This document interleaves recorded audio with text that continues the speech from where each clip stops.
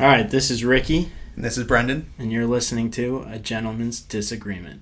What I wouldn't give for the hope I used to find in a case of lion's head. Folks of different minds because even though we did not share the pains we share, that American ideal, friends made over arguments in an early morning buzz. Need an early morning buzz. All right, Brendan, it is Tuesday, February 11th. We are 3 days out from Valentine's Day, and we're 2 days removed from America's game, the Super Bowl, which we got a chance to watch together. You've been out on the NFL for a little bit, so maybe I won't ask you too much about Super Bowl didn't help Ricky. Yeah. it. Did not. It was not quite the nail biter that maybe you've come to expect with some of these Chiefs games. But if the game wasn't of interest, did you have a favorite commercial at least? I guess. I feel like such a fake person. These are the people I used to make fun of, but it's become me. There were a couple good ones for me. I thought that the Nike one stood out with all the female athletes with who do we have? Arena Sabalenka and Jordan Childs and Caitlin Clark and Sha'Carri Richardson. Like that. That's not the order that most people would have said those names in, but I thought that was a powerful commercial. Honestly, I thought the breast cancer commercial caught people's attention and was effective in its messaging. My personal favorite was probably the Stella commercial with Matt Damon and David Beckham, chiefly because those are two of like my favorite people of all time, and to have just the conceit of them being like long lost brothers, I enjoyed it just seeing them together. So I guess for me, that's my favorite. Yeah, that one was definitely pretty funny. I also feel like some of these commercials are probably a year or two in the making, kind of striking a different tone from from some of the company's more present positions on things like, female empowerment and DEI and whatnot. But speaking of the new direction of things as they were, what what are we talking about this week? Ricky, so I've been pitching you this concept for almost 2 months now of talking about Trump's cabinet and the original nominees and then the confirmation process, and now that some of them are on the other end of that process. But we found, I think, the perfect guest to have that conversation. And so David Graham from The Atlantic is going to join us and talk us through all of that, talk about the strategy for nominating these people individually, for nominating them as a collective, what they're going to bring to the administration, what the Trump administration might look like, what some of these cabinet positions and departments might look like under the leadership of these individuals. So, like I said, it's a conversation I've long wanted to have, and I feel like we not only found the perfect guest for that conversation, but in some ways it's the perfect time given where we are in the confirmation and I guess administration, both kind of happening simultaneously right now. Yeah, no, I'm really looking forward to getting to hear from him and kind of his insider view on this. Yeah, I think without further ado, David, let's bring him on.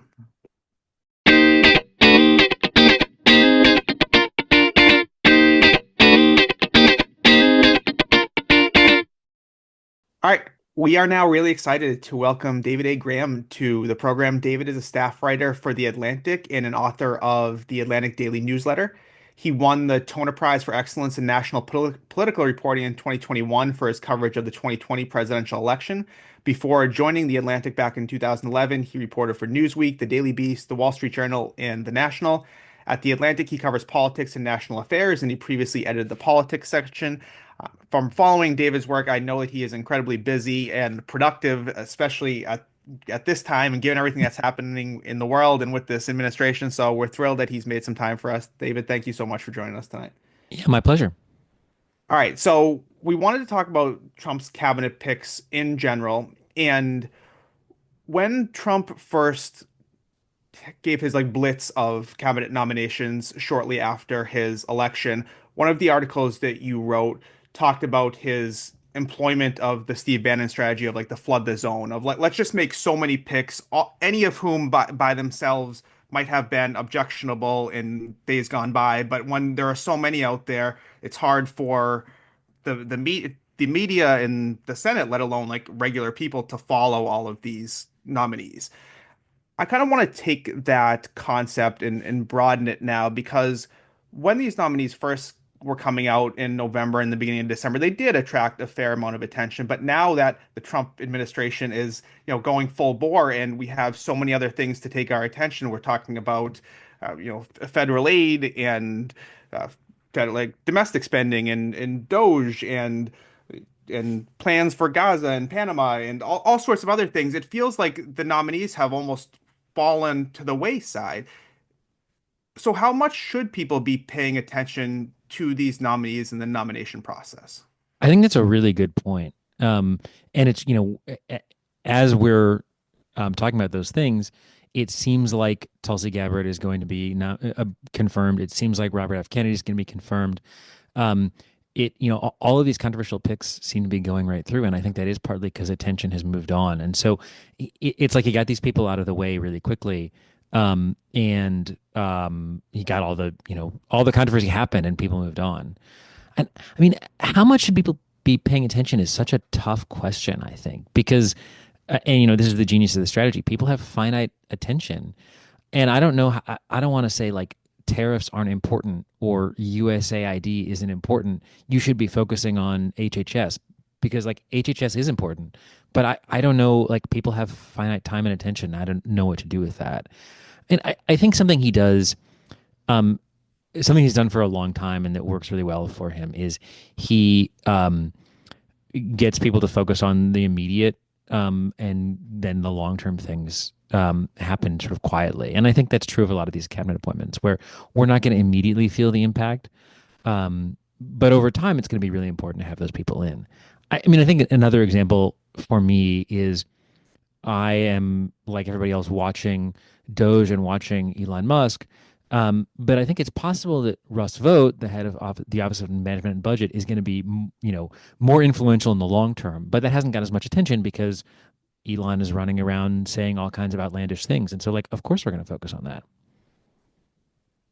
Yeah, you wrote how like these people are the ones that are going to actually have to do the governing and do the actual work of these bureaucrats that Trump and Elon love to kind of to blame and like cast aspersions on. But then you actually do need people to implement all of the plans and policies that you have in place. And one common criticism of many of these nominees has been like their lack of experience, either in their fields or running the organizations that they are now going to be tasked with running. I think a lot of Trump supporters would say like that's the point, right? Is that like we want outsiders that don't have all of this experience. This we the mantra, although it seems to have fallen by the wayside of like drain the swamp. We want all of these people without experience because the people that had experience were the problem. So like what's the counter to that? Because like, again, there's been a lot of debate over like, wow, in some ways Trump is pulling the wool over people's eyes, but in the other ways, a lot of Trump supporters are saying, no, this is exactly what we voted for. Yeah, I mean that's a great question. I think they're kind of trying to do. You can you can approach it from a couple ways. One is we need new leadership. We need people who aren't beholden to the old ways of doing things. Um, but also then if you do that, you need somebody to actually run the departments and do the things that happen every day. And it's been interesting to watch the way Elon in particular talks about this, but other folks too. It's like they're learning about kind of core functions of the government in real time. And if you clear out all the people who do those ordinary functions, the things that aren't well, that I mean, I don't even know what's not controversial now, but the things that traditionally have been controversial, um, and you have people who don't know the territory coming in to run the department, it's hard to know how they function. And maybe that's a feature and not a bug for some of these folks, but I think they'll find that it is more of a bug than they realize. I think the irony of just like eviscerating DEI while going towards this like ostensible meritocracy while also appointing a bunch of people with no no credentials to serve in the positions that they're being appointed for is not lost on not lost on many folks. I guess maybe one of those people that is kind of the head of this new department, Elon Musk. I guess what kind of do you make of of him and what is going on with the Department of Government Efficiency? From a to the extent I can kind of detach myself, I think it's fascinating. Um, I have a book coming out this spring about Project 2025. It's like basically a handbook to Project 2025. And so I spent a lot of time thinking about the way that people like Russ Vogt want to rework the government, and not just what they want to do, but the way they want to do it. And they have thought really deeply about this for a very long time. Before they came into the administration, they thought about it while in the administration. Then they spent 4 years meticulously planning for what it would be like when they got back into the administration. And then Elon is kind of Kool-Aid Manning into this. And just like, no, I don't need to have procedures. I don't need methods. I don't need to think. I'm just gonna like barrel through this. Um, and I mean, I don't know if it's gonna work or not. It like one part of me thinks, well, there's no way this is gonna work. Like judges are gonna shut these things down. It's gonna, blow back on them, and it's gonna set back the sort of Project 2025 path, or it's gonna slow it down, or they're gonna have to revert to that. But maybe it will work. I mean, one Trump story is they try things that seem like they're never gonna work, and they work. And so you could imagine that some of these things get rolled back, but some of them really work. And I don't know where that leaves the people who've been thinking about it so methodically, and what it says. I mean, they are people who have experience in government, and he is not. And we're seeing those two methods, I guess, in practice.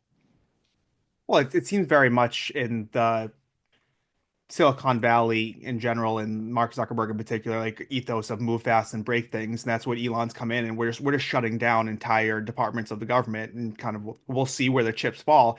And I was getting in a little bit of a debate with one of my friends, big Trump supporter, this week, and I was saying that Elon doesn't have any experience in government. And again, he was making the point like that's the entire point. But he was like, but he does have experiences in business and in cutting businesses and in kind of quote unquote trimming the fat and making things more efficient in business.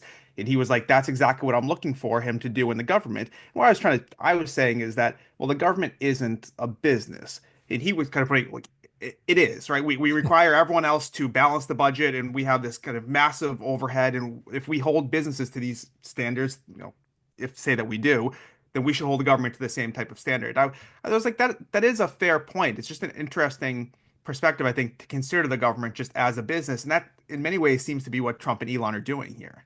Yeah, I have a few thoughts on that. I mean, one is looking at the Twitter X takeover. I think is interesting, and it seemed like a much simpler story. I don't know, 6 months ago or a year ago. But now I'm not sure quite what to make of it. I mean, Elon comes in, he clears things out, he fires all these people. It seems like, and you have people coming out and being like, it's going to fall apart. It's not going to, literally not going to function as a website. And it does. There was the embarrassment of the Ron DeSantis Twitter Spaces campaign launch, which maybe reflects more on DeSantis than anything else. But, the site functions, and the technical functions are there. What doesn't it doesn't it's not a virtual public square. It's many people have left. It's sort of a right wing fever swamp. And so what works, I think, is an interesting question. Like it failed in some ways, but it succeeded in others. Another one is we've had people come in from government over and over. I mean, this is like, every generation this happens. Businessmen enter the government, and are like, we're going to do this the way that we do in private industry. And they discover that it's not that easy. You can't just transport the same methods. This is, I think, the story of Robert McNamara in the 60s. You saw this happen again during the George W. Bush administration. And so I think there are lessons to be taken from business, but it's not a one-to-one thing. And there's just things that we ask government to do that we would never ask businesses to do. It is true. The government doesn't balance its books, and maybe that would be better, but it's not. It's not on the verge of collapse because it's not doing that, and we want the government to do certain things. So it seems like a little bit unreasonable to expect exactly the same sort of function out of business that we do from the government, or out of government that we do from business, rather. Yeah, that seems fair to me. Pivoting a little bit, and we know that Hegseth has already been confirmed, and Kennedy and Gabbard have made it out of their committee hearings and appear to be, at least at this, barring last minute surprise, appear to be on track to be confirmed. And maybe that was all predictable, but in some ways, maybe it wasn't. In that I don't know that these people would have been confirmed 8 years ago. And it seems like all of a sudden that everyone is falling in line. And those people, we knew the Democrats were largely going to oppose pretty much every nominee, certainly the more controversial nominees. But we've had different Republican senators as potential obstacles for these different nominees, whether it was Cassidy and Kennedy or Young and Gabbard or Collins and Murkowski to all of them. McConnell's this wild card now, who's maybe like one of the Democrats' favorite senators now. Like it's just wild how things have changed so much. But what does this tell you about the Senate, maybe, and how Trump has exercised control over this body in a way that he wasn't able to during his first term? Yeah, I mean, the narrative about the Senate was that it was the more Trump skeptical chamber and that he didn't have as much control there. I think you're right that 8 years ago, some of these people wouldn't have been confirmed. I mean, Hegseth is an example. Hegseth was considered reportedly for Veterans Affairs and rejected as a nominee. Um, John Ratcliffe was nominated as Director of National Intelligence. His first nomination failed. That wasn't in 2017, but it was in 18 or 19. And then they brought him back again for another try, and they confirmed him that time. And this time around, he was like the safe pick who has experience and who senators trust. Um, I, I think it's been, I mean, I have been surprised that all of them seem to be on track. I thought that they're, setting aside Matt Gaetz, who lasted 8 years, I thought there was going to be some sort of sacrificial lamb. And the way that Trump and his allies have managed to keep Republican senators together is a little bit surprising. On everyone is a little bit surprising to me. Um, the case that I think about is Hegseth and Tom Tillis from North Carolina. And Tillis has been shown that he's willing to buck Trump at times. He is up for reelection in 2026, and that is a difficult question for him because he's going to face a really Republican primary electorate and then a pretty purple state, like a state that is likely to vote for Republican, but not a sure thing. Um, and he initially seems like he's going to vote against Hegseth. And in fact, I believe he strongly implied to Hegseth's former sister-in-law that he was going to, and then ends up voting for it. And the Wall Street Journal had a great piece just talking about the pressure campaign. And it shows how they are able to bring really pinpoint pressure and find the right people and go after them. And that's a kind of effective flexing of political muscle that we didn't see in the first Trump administration. And I didn't think it would be quite this effective this time around either.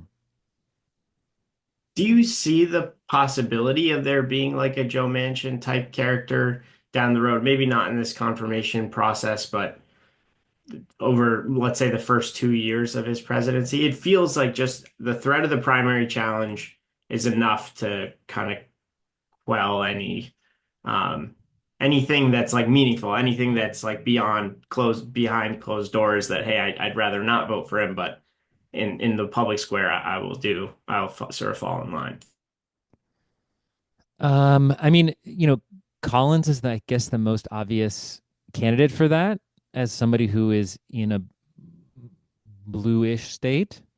Um, and she's sometimes voted against him, but not consistently. Um, I think Tillis is an interesting wild card there, but it does seem like Mitch McConnell is going to be the new Mitt Romney, which is such a strange. I mean, that's a funny idea on a couple levels. But Democrats hated Mitt Romney and then they came to love him, and then they hated Mitch McConnell, and now they have strange new respect for him. I don't know. I'm not sure there's going to be one figure like that. And I mean, it's one thing to vote for cabinet nominees.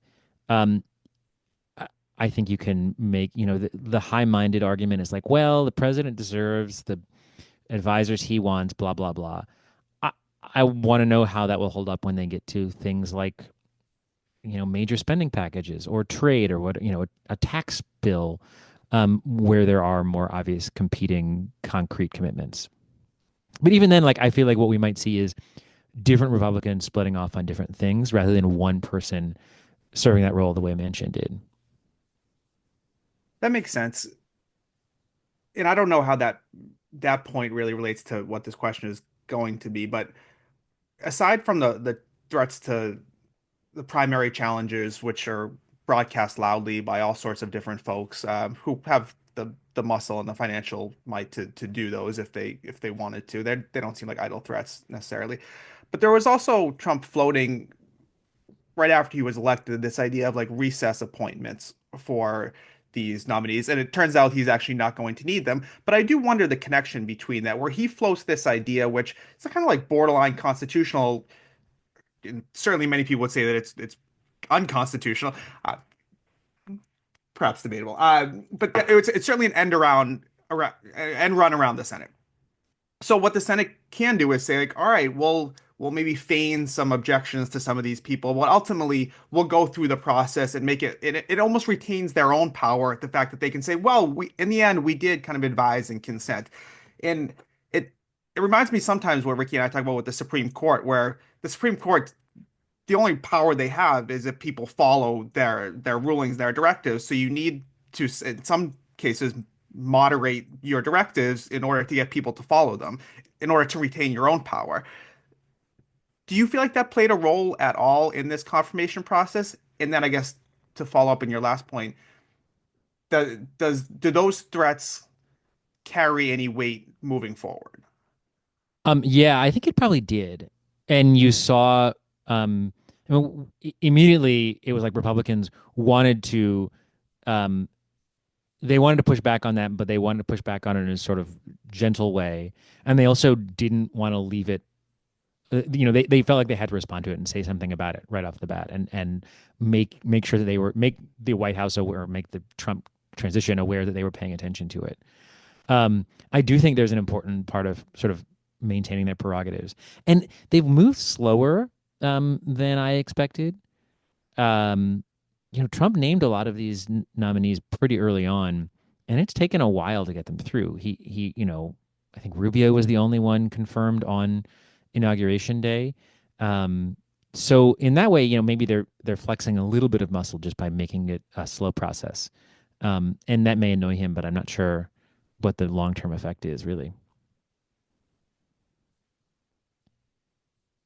Yeah, and then I guess to wrap up this kind of conversation about the Senate, is the Senate really any different than the House at this point? You basically have the two bodies with relatively thin margins, both of whom seem to be, at this point, they're going to fall in line. And while the Senate has traditionally been the one to push back, as I think Ricky's question in your answer indicated, we're not certain that we're going to see that. So are you still seeing differences between the two houses? I mean, I think John Thune is a different beast than Mike Johnson, and he has expressed sort of more skepticism about Trump's tactical ideas in the past and now than Johnson has, and he doesn't seem to feel the need to buddy up to Trump in the same way. I mean, Mike Johnson is flying to Mar-a-Lago and like appearing on the campaign trail with Trump and so on and so forth. And Thune recently was asked about Trump, and his response was like, "Well, our relationship is evolving," which is surprisingly detached for somebody in that role, I thought. Um, I think the Senate's always going to be a little bit different by virtue of the fact that they have 6-year terms. There's just not the same kind of pressure on them. They have a wider constituency. I mean, if you're Cynthia Lummis representing Wyoming, your base is the same as the representative. But if you are Tom Tillis representing North Carolina, then your base, your constituency, the voters you have to answer to are a lot wider than the sort of gerrymandered districts that a North Carolina representative has. So I think that it's always going to be a little bit different, but I think it's moving in a more house-like direction for sure. And ultimately it's moving in the Trump-like direction. And Right. yeah, I mean, you wrote about this. I feel like the article is titled like what's kind of the overall philosophy behind Trump's moves. And it's like it's sometimes hard to see because they seem so disparate. And you're kind of like, what's the overall the ethos here? And Ricky and I have long been like, well, Trump doesn't seem to stand for a lot of things aside from maybe like advancing his own interests, and what those interests are sometimes unclear. But it does seem that he's at this point he set himself up where what he wants to make happen seems like it's going to happen in the near future at least. I mean, I think it's interesting to watch the Doge stuff because um, Trump dislikes the bureaucracy and Musk is going after the bureaucracy. And so there's a clear alliance of interests there. But like in some ways, what Musk is trying to do doesn't seem directly to dovetail with Trump. And Trump seems a little bit detached from it. He's like, well, we'll pull him back if he does something we don't like. And I'm curious to see how that evolves because um, when, generally he doesn't seem to like people pursuing their interests. And I don't know if we're going to see a break. I don't know if Trump sort of gets a thrill out of the world's richest man being his sidekick. I'm not sure what's going on there, and I'm curious to see it. That that's kind of an interesting point. I think I was trying to think about if I had a through line between the different cabinet picks, like the really only thing I can think about is sort of outward loyalty to Trump. But so to kind of to your point in that he's not necessarily interested in folks going out and doing their own thing in a way that takes attention away from him. But I also feel like he's not, deeply interested in a lot of different issues. He's got like a few core ones that as long as everyone supports him on that, it feels like he's kind of okay with Totally, other yeah. folks doing their own thing. Yeah, I think that's right. I think he is like he wants people aligned. He cares a lot about trade. He cares a lot about immigration. He cares a lot about retribution, but he doesn't have strong views about other things, and he doesn't have a whole lot of interest in learning about them. I mean, I think the through line for a lot of these folks is very much like they hate the right people. Pete Hegseth hates the Pentagon because he's upset about January 6th and he's upset about diversity. Tulsi Gabbard hates the intelligence establishment because it's not totally clear why, but she does because she was on the no-fly list, maybe. There's Matt Gaetz hated the Justice Department because they had tried to prosecute him and they investigated him just as they had Trump, and so that seems to be like often the thing that motivates is he shares with them the right hatred and they have an interest and so he goes for them. And, Yeah, and Musk hates many of the same people as Trump too, and right. I think that helps bind them together as well.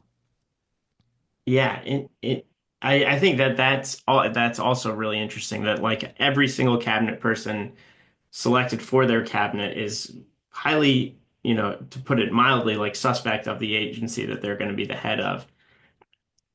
How do you, I mean, like he did this a little bit with, someone like Scott Pruitt in the EPA, right? Just like some guy who sued the EPA for his entire life is now the head of the EPA. So what do you expect from it? It's just not going to do anything. Is that kind of how you see this going, or do you really see them trying to like change the direction of each one of these agencies, or just like kind of defang them somehow from I, the it, inside? it's really interesting to see what it looks like. I mean, yeah, like I think at a place like EPA that works a little bit more, and in some ways, like Pruitt was a lot like a lot of Republican EP administrators, but just sort of more extreme, like on steroids. Um, but at the big marquee agencies, at state, at justice, at defense, you saw Trump picking people who were a little bit more invested in the project in some way. Um, and I mean, certainly James Mattis was, um, Bill Barr was, even Jeff Sessions was. He was a former U.S. attorney. And he had critiques and there are things he wanted to change. But that's different from being um, against the agency. It's not just a reform mindset. I mean, Pam Bondi seems to be somebody, she's a former state attorney general. I think she is invested in the Justice Department in many ways and also is on board with a lot of Trump's retribution. And so you can see her clearing a lot of things out and doing a lot of potential damage, but also, trying to do a lot of the things the Justice Department does. I don't know at some of these other places what it looks like, and I'm surprised to see, USAID is not a cabinet department, but um, I expected there to be more of a reform push, and to see there's just like we want to abolish this is really remarkable to me and unexpected. Yeah, things are That was coming at us meandering. fast. Sorry. No, I mean things are happening more quickly than I think almost anybody thought they would. And not that it's not necessarily that it's a surprising direction, but the speed is somewhat surprising. And that's Ricky and I have talked about this a lot over the last month. That's if you're for these ideas and the Trump administration's policies, then that's a great sign. And if you're against it, it's almost dizzying the speed at with it which it's all happened. And I think that has made opposition to it really difficult. And so while the Democrats are elected to try to figure those things out, for someone like you in the media, you've been churning out articles relentlessly, and that's your job, that's your life, you're living it. But for the vast majority of regular people, they can't consume all of these things. So there's I'm not looking for like a one size fits all answer here. If people care about immigration, that's they should pay attention to immigration. If they care about trade and tariff, pay attention to that. Or if you care about reproductive rights, pay attention to that. I get. But what are some maybe under the radar things where when so much oxygen is being consumed by the Elons of the world, what maybe would you advise people to keep an eye on, whether it's a person or a trend or anything like that? I mean, you're right. It's hard for ordinary people, civilians, to follow this. But it's hard for me to follow it, and it is my job. And so like I can't imagine trying to keep abreast of all of it while also having a real job. Um, I mean, what I try to do for myself, and I think this is probably useful for other people too, is to just like look for patterns that are going on. The way, for example, Elon's approach to these departments is similar or different. The way federal courts are responding to things in similar or different ways, and the way the administration comes back from those, I think, are the sorts of things that are important not just to specific issues, but important to kind of what the government is going to look like in 2 or 3 years. Um, I also think like it's so hard for me to track what Elon is doing because he didn't give us much of a plan, and he seems to be learning about these things in real time. I do find that like looking at the policy platforms, things like Project 2025, or things like America First Action, these things that people were putting out are really helpful because they do provide a roadmap. And so, there are things that have happened that I wasn't expecting, but having read Project 2025, there are many things that are not surprising to me and that seem to fit that. And I think that's giving me a sense of like where to look for. Um, I mean, the stuff that I think is interesting in that in particular that Musk doesn't seem as interested in is there's this, I mean, he's a little bit in the sort of natalism thing, but there's this real focus on family and gender roles. And it's tied in with abortion, but it's also tied in with, all labor law, and data collection and school policy. And there's all these places where there's this like very sort of Christian nationalist vision. And I don't think that's come to the fore yet in the administration, but I also think that one of the goals of Project 2025 is to embed a lot of people at low levels in the government who are going to be pushing on that for the next 2 and 4 years. And so I'm curious to see how those things resolve. I mean, I also think generally, like, you, it is impossible to pay attention to everything right now. And so much of it is up in the air, and there's a lot of bluster. And, Ezra Klein had this column sort of pointing out that Trump is invested in making it seem like he has powers that he maybe doesn't and is doing things that he maybe can't. And I think, maybe by the beginning of February, maybe a little, or in the beginning of March, maybe a little bit later, we're going to start to see what's actually taking and what's not, and where the cracks are, and what they can get away with, and what they can't get away with. And also, we're going to get further into Congress being the focus on things. And so I think it doesn't mean you can tune out right now necessarily, but I think that you don't have to pay attention to every little thing, because we're gonna have a clear vision soon. Yeah, I just think the tricky part with that is part of it is like, all right, everyone like keep calm and carry on. Like we'll see, we'll have all of these, there are all these kind of checks and balances in place to ensure that the world and our government doesn't fall apart too quickly. But the danger of that is like some of these checks and balances seem to not be checking and balancing quite at the level that they used to be. And so like there is some danger of just being like, oh, things aren't going to be that bad. Before you know it, things might be. Yeah. I think that's right. Yeah, I mean, right. This week we see questions of whether they're going to, defy rulings from federal judges. That is something that's worth paying attention to right now. Yeah, I mean, I think you're right. It's dangerous. Like, there's no clear answer to which way to go on it, and when to sort of fall back and when not to. I mean, I do think that I worry about news fatigue with people. And I think that's part of the strategy. But I also think like if if you burn out on this now, it's a long haul. There are going to be a lot of moves to go, and you don't want to exhaust your tolerance for paying attention in the first few weeks, and then not being able to tune in when there is important things happening 6 and 9 and 12 months from now. Yeah, if you burn yourself out, trying to reject Matt Gaetz, well, you don't have enough left to reject Tulsi Gabbard. All right, David, you've been more than generous with your time. I mentioned in your bio of where people could generally look for your writing and your reporting. So could you please plug those again? And also, if you want to tell us a little bit more about your book, we'd be super interested to hear that too. Yeah, sure. I mean, you can find me on theatlantic.com. I do encourage people to subscribe to The Atlantic Daily, which is our daily newsletter. It comes out towards the end of the day and has a piece by me or one of my colleagues, and then links to other things that we are covering. We try to keep it general, although there's a lot of politics news going on right now, obviously. Um, I am mostly disengaged from Twitter or from X, but I'm trying at Blue Sky if people are on there. And then yeah, I have this book. It's I hope a useful book. It's kind of service journalism. I read 900 pages of Project 2025 and tried to distill thematically what the most important things are in terms of the kind of family and gender stuff I was mentioning, in terms of immigration, environment, foreign policy.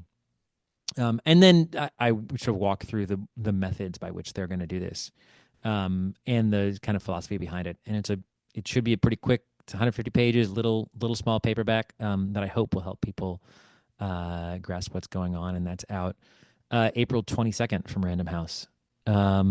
Yeah, I think that's all I have to plug. Well, beautiful. We'll look forward to that. Thank you, David, so much, not only for your time tonight, but all the reporting that you're doing. I found it super valuable and digestible, and certainly would recommend for people interested in David's work in general or The Atlantic. I think, well worth the subscription. Well, thank you. I've really enjoyed this conversation.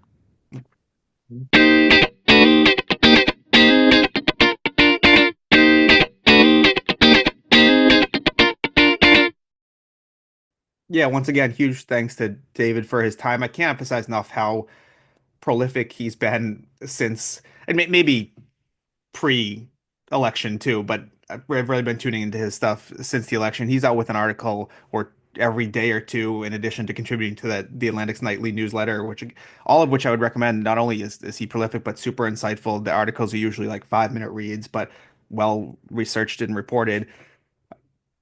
Said a lot of interesting things, Ricky. One of my takeaways was really his advice to look for like patterns and themes, and some of that, like we've seen that already, like this idea, it was my first question of like this flood the zone strategy, or like the chaos is the strategy, and we can see that it's already been effective for both for the media, for the opposition, for regular people.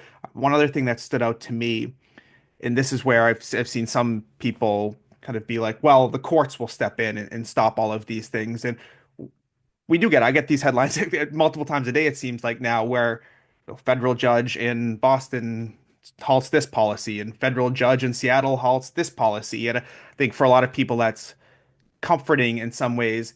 But to David's point of looking more deeply at some of what's the strategy here, is that a lot of Trump's people, who are the architects of Project 2025, as David just alluded to at the end there, they knew that these moves would be not only controversial, but would be legally dubious.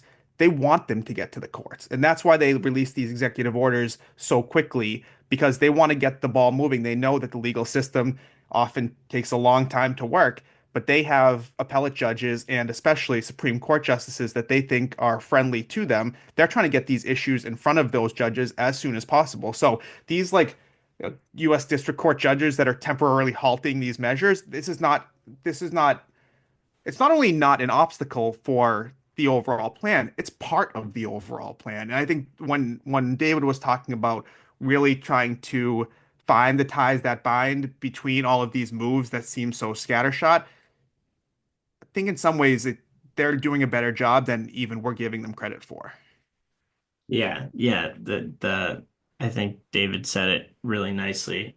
A phrase that I've recently become acquainted to, but like that the chaos is a feature, not a bug. Like it's working more or less how they want it to. I think something that he ended with too, and to your point about the courts, was that like we'll see also to what degree he's interested in abiding by these court rulings, right? Like this, I recently, I think, maybe you'll be able to correct me if when I misstate, but a federal court judge unfroze funds that had been previously granted and were subsequently frozen via executive order are now still frozen, even though they should have been unfrozen. And so it's going to just set up these awkward fights too between the legislative and executive branch, which historically precedent is that, these rulings are what they are and that, yeah, you can,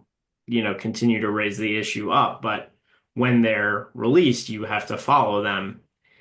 And Trump, to his, I'd say to his credit, he's not doing anything that you wouldn't expect him to do. Like potentially he didn't like campaign on dismantling USAID, but he was the person who was just going to do whatever it was he wanted to do at whatever time he wanted to do it. And so he's doing that and testing the limits of it, and I think it's actually really interesting, right? Like our system of checks and balances, like you were saying, not checking and balancing as much, but like to what extent can it or has it been actually reliant on people saying, okay, these are things I can do and can't do. And for Trump, there's no such thing as I can't do this. And the recent Supreme Court rulings on executive power to him affirm that as much. Yeah, that's why I wanted to spend so much time talking about the Senate because the Senate has long been the chief obstacle to presidents implementing exactly what they wanted. And I think that's often been a source of frustration, not only for the presidents themselves, obviously, but also for the people that elect the presidents, right? Because you look at someone like Obama, like whatever you want to say about President Obama as a person, I think most people would probably agree that his terms weren't as productive as they would have wanted or that they would have expected. But one of the main reasons was not only did he have obstructionist senators from Republican Party, but he had people in his own party that pushed back on him. And I mean, we talk about the mansions now, but you talk about like the Liebermans 15 years ago that were they were key to passing some of these things, and they just refused to go along with it. And you might say like this is a bad example of kind of individual senators holding up what seemed to largely be the will of the people. But it's more of these kind of like larger trends of when now this you have a Senate that you just want to acquiesce to whatever the president does. Well, now we have it. If that's what you wanted, now it's what you got. And this is what I always say about like process over results, Ricky, where for generations we've expanded the executive power. And I think for a lot of eh, big government Democrats, that's been a good thing, right? You want the executive to be able to, create more programs for people. But when you expand the executive power, when the other party gets in power and they kind of exploit the same powers that are available to the other side, and they're doing the exact opposite of what you'd want, that's the danger of that. So maybe in some ways, this is like, go ahead. Well, I mean, I think this is exactly why Mitch McConnell is now every Democrat's favorite senator because he knows better than anybody that once you let Pandora out of its box, there's no putting it back Lucky in. doesn't go back in the bottle, Ricky. Yeah, yeah. And so he's seeing everything that Trump is doing now and imagining a world, potentially the next presidency, that is not Republican and them doing the exact same thing, like purging traditionally bipartisan groups of every single person that Trump ever nominated. Like, what kind of a government will we be running if we're doing that every 4 years? It's it's Yeah, going to man. be a disaster. I think they're it's I think the thing that is driving me up the wall is that to an extent there is something to the argument of you can't keep doing the same thing and expecting different results, which is largely what we have been doing because almost everything has felt like a sacred cow. And so now you've got this guy who's just like, no, no, no, no. Nothing is sacred. I am the only Like, person who's sacred here. Everything else can burn, and I don't care. And yeah, I think we're going to see how sacred each one of these things were. I would be shocked if there are not major problems in the next 6 months. You just can't. It would be amazing to me if a government which was functioning on with so many more people, all of a sudden you erase those people. There are obviously no existing processes to do what those people are supposed to be doing. And so things will fall through the cracks. And I think what will either like make or break his presidency, his second term, is like what does fall through the cracks. If it is something catastrophic, if it is like a massive like glitch in the Social Security payments or how the IRS functions or any number of different things that you could see like really hurting millions of Americans all at the same time. It's a big gamble for Trump, but more so it's a gamble for the Republican Party, I think. Um, but Well, I whatever mean, they, what party? It is Trump, like it's but yeah, I do think that's a fair point. That's what I was kind of trying to get at with David and what I've heard from a lot of my Trump people of like this is exactly what these people were put in place to do.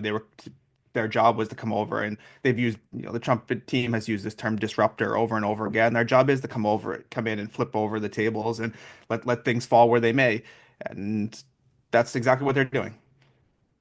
That seems reckless and chaotic to me, but I don't disagree with people that are kind of saying that this is what they put Trump and his team in power for. yeah. And maybe my last, and I think we'll try and spend some time to get in on this, get into this a little more in terms of like policy goals and things like that. But I don't know. I think in the past he's been able to do a lot of things that he's sort of talked about as like threats or like ways to get leverage in future negotiations. I wonder, based on like what you're seeing, if you feel like that's still the goal or like how the world ends up reacting over time to like, I'm gonna make Canada my 51st state. I'm taking over the Panama Canal. I've renamed the Gulf of Mexico. Tariffs on everybody. No more USAID, right? Like all of these things that kind of, uh, at least like, I don't know if rationalized, but for many people in other places of the world that look at American opulence and view it differently from like the Russian oligarchy or something because of programs like USAID and because of our, vibrant democracy and whatever personal freedoms that we purport to have, how like an erosion of that like changes the perception. I don't know. Yeah, I don't exactly know where I'm going with this, and maybe it's best That safe. seems like a full philosophical episode, Ricky. You formulate, get that idea together, and we'll come back with it. All right. But I think for everyone that enjoyed our conversation with David today, if you're a new listener, we've had a bunch of really great conversations in the last month, including we talked nuclear power, Surya Jayanti last week, and Biden's legacy with Charles Sykes a couple weeks ago, antitrust with Bob Levy. So we're on a really good and lucky run, and hopefully we can keep that going. Yeah, definitely. All right. Well, speaking of, one more to look forward to. Next week we get our annual President's Day draft, which is always annually one like we draft we have four teams. We draft four things. We did U.S. presidents and greatest speeches and most important days in American history. So I think we had a fun one coming for people next week. Look forward to that. Yeah, keep an eye out for that for sure. And as always, you can find us on Instagram and wherever you get your podcasts. Till next time, buddy. And I'll see you. What I wouldn't give for the hope I used to find in a case of lion's head. Folks of different minds, because even though we did not share the pains we share, that American ideal, friends made over arguments in an early morning buzz. Need an early morning buzz.